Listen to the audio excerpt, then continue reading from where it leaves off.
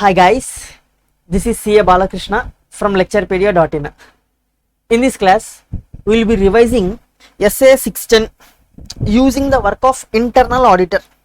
Now, when external auditor decides to use the work of internal auditor, then what are the procedures that the external auditor will perform?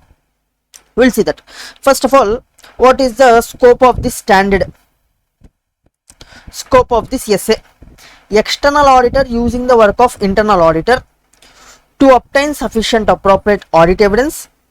In that case, what will be the precautions or what will be the procedures that the external auditor has to perform?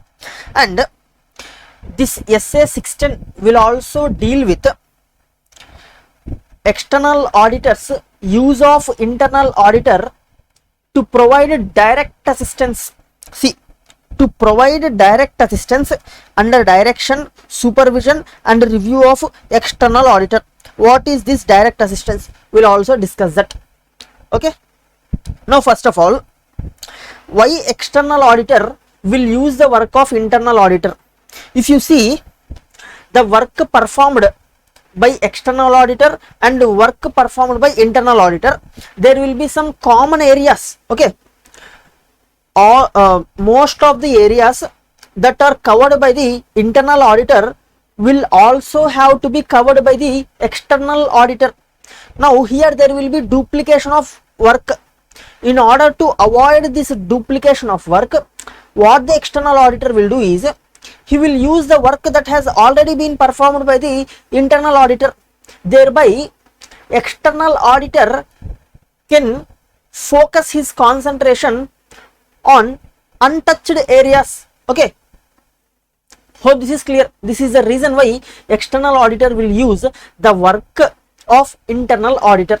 Now, before deciding whether to use the work of internal auditor or not, external auditor will consider certain factors. Okay, based on these factors, he will come to a conclusion whether to use the work of internal auditor or not. What are those factors? Let us see. Factors to be considered in determining whether to use the work of internal auditor. Firstly, restrictions on internal audit function by management. First of all, the external auditor will determine whether management has put any restrictions on the work of the internal auditor.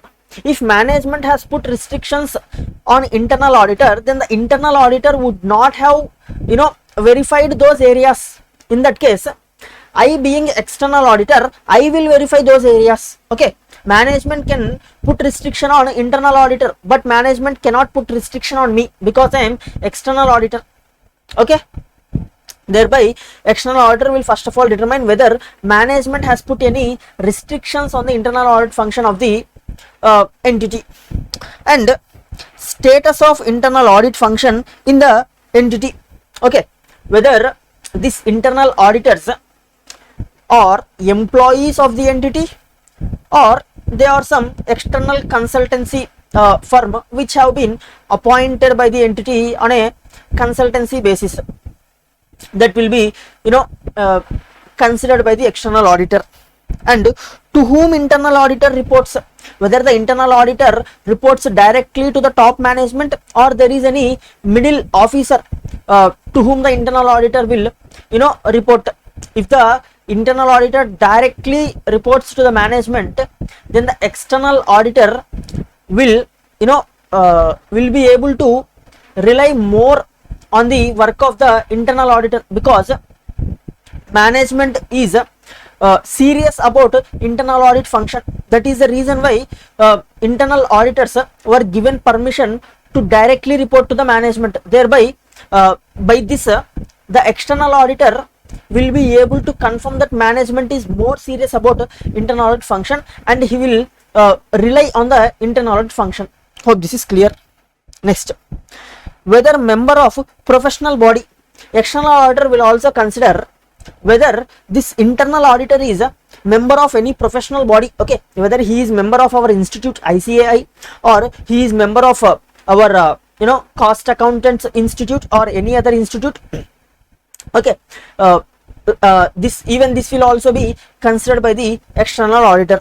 Next, technical training and proficiency. External auditor will also consider the professional competency and capability of the internal auditor to perform the work, and he will also determine compliance with standards on internal auditing. Okay, whether internal auditor is mandated to comply with standards on internal auditing. Okay, whether internal auditor has actually complied with those standards on internal auditing or not. Even this will be considered by our external auditor. Next, policies for hiring and training of internal auditors. Okay, what is the policy that is being followed by the entity for the purpose of hiring and training the internal auditors, and whether activities of internal function are properly planned, supervised and documented. All these factors will be determined by the external auditor before deciding whether to use the work of internal auditor or not. Hope this is clear. Next, responsibility of external auditor. See, the fact that external auditor is using the work of internal auditor will not reduce the responsibility of the external auditor on the opinion that he has expressed. Okay, external auditor is solely responsible for the opinion that he has expressed. Hope this is clear. See, external auditor is solely responsible for the audit opinion expressed even if work of internal auditor is used. Hope this is clear.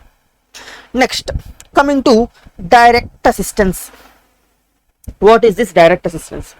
Basically, till now we have discussed that internal auditor has already performed certain work. Now the work that has already been performed by internal auditor is being used by the external auditor. Example, watching. Internal auditor has already performed watching. Now external auditor again need not perform watching. Okay, external auditor is using the work of internal auditor. That is the first case.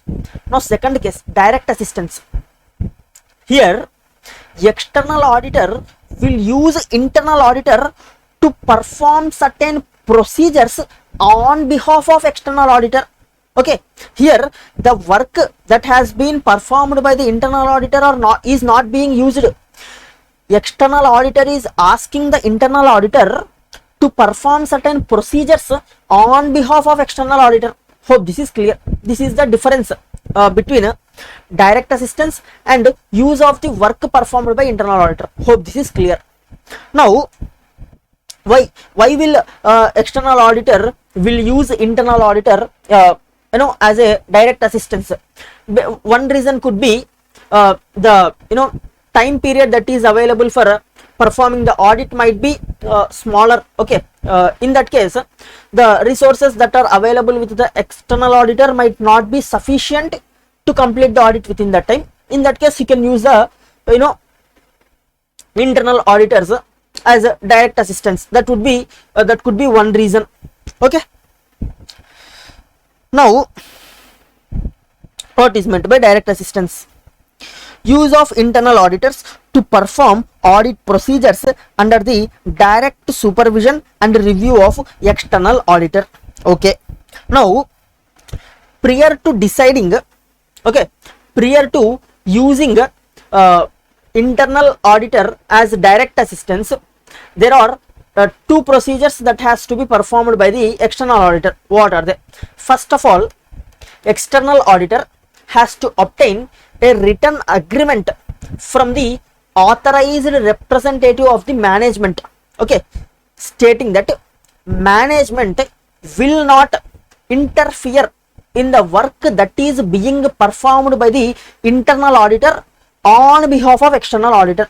Okay, management should not give any directions or management should not intervene in the work that is being performed by internal auditor on behalf of external auditor. That is the first written agreement that the external auditor has to obtain from the management. Okay, next, second written agreement. External auditor has to obtain a written agreement from internal auditor stating that internal auditor will maintain confidentiality. Okay, he will not reveal secrets of external auditor to the management. Okay, internal auditor must maintain confidentiality. Regarding this, external auditor has to obtain a written agreement from the internal auditor. Okay, only then, only after obtaining these two agreements, external auditor can use internal auditor as a direct assistance. Hope this is clear. Let us see. Prior to using direct assistance, external auditor shall obtain written agreement from authorized representative of entity that internal auditors will be allowed to follow external auditors instructions and the entity will not interfere in the work that is being performed by internal auditor. Okay.